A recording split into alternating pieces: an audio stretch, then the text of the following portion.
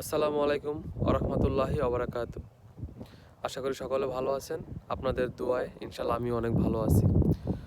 তো ছোট থেকেই সোশ্যাল মিডিয়ায় যতদিন ধরে আছি, নিজের ব্যক্তিগত মতামত থেকে অনেক গুরুত্বপূর্ণ কথা বলি, আপনাদের সাথে শেয়ার করি। আর যাদের ভালো লাগে তাদের তো ভালো লাগে, আর যাদের ভালো না লাগে তারাও আমাকে সাপোর্ট করেন, তারাও আমাকে কখনো বাজে মন্তব্য করেন নাই। তো তারই ধারাবাহিকতায় আজও কিছু গুরুত্বপূর্ণ কথা বলি। যাদের ভালো লাগে তারা আমার সম্পূর্ণ ভিডিওটা দেখবেন, এবং যাদের ভালো না লাগে তারাও সেই আগের মতোই আপনারা কোনো বাজে মন্তব্য করবেন না অন্ততপক্ষে, ঠিক আছে? তো ঘটনা হচ্ছে যেটা, একটা গাড়ি চলে আসছে, যাই হোক। ঘটনা হচ্ছে যে বাংলাদেশের বর্তমান প্রেক্ষাপটে যেটা হচ্ছে সেটা হচ্ছে আপনার নৌ পরিবহন খাতে এবং আপনার সড়ক পরিবহন খাতে এবং রেল পরিবহন খাতে যেসব দুর্ঘটনাগুলো হচ্ছে, এই দুর্ঘটনাগুলোর জন্য আমরা নিজেরাই দায়ী। যারা সাধারণ নাগরিক তারাও দায়ী, যারা এই সব খাতে দায়িত্বে আছে তারাও দায়ী। কেননা বাংলাদেশে যখনই ঈদ বা আপনার কোনো উৎসব মুখর মানে পরিবেশ তৈরি হয়, তখনই এই মানে ঘটনাগুলো ঘটে আর কি।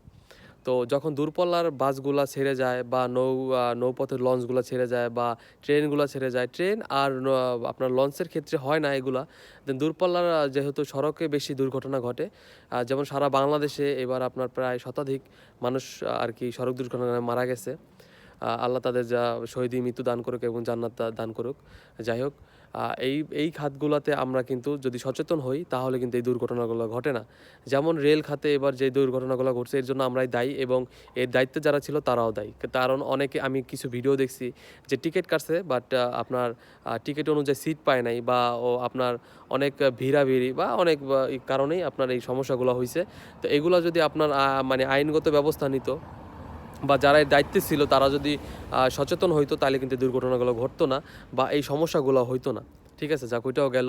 যে আমাদের শরীয়তপুরমুখী বা আমাদের ঢাকা থেকে আপনার এই যে বা দক্ষিণ অঞ্চলে যারা যাতায়াত করেন, যেমন দক্ষিণ অঞ্চলে যারা পদ্মা সেতু ব্যবহার করেন, ওইটা অন্যদিক যারা লঞ্চ ব্যবহার করেন, যেমন বরিশাল, তারপর হচ্ছে আপনার ওই অঞ্চলে যারা ব্যবহার করেন এই লঞ্চগুলা, তো ওইখানে কিন্তু ঈদের আগে কিন্তু একটা দুর্ঘটনা ঘটছে, এবং ঈদের আগে আপনার সড়ক দুর্ঘটনা ঘটছে এবং রেল দুর্ঘটনা ঘটছে, এবং ঈদের পরবর্তী সময় কিছুদিন আগে যে আপনার যে ফেরি থেকে যে লঞ্চটা আপনার যে আপনার কী বলে বাসটা যে ব্রেক ফেল হয়ে যে বা আপনার নদীতে পড়ে গেল, এটাও কিন্তু অনেক মর্মান্তিক একটা দুর্ঘটনা। ঠিক আছে, তো যাই হোক, এগুলো এড়াইতে হইলে আমাদের যারা নাগরিক আছি তাদেরও সচেতন হইতে হইব, এবং যারা এর দায়িত্বে আছে তাদেরও সচেতন হইতে হইব।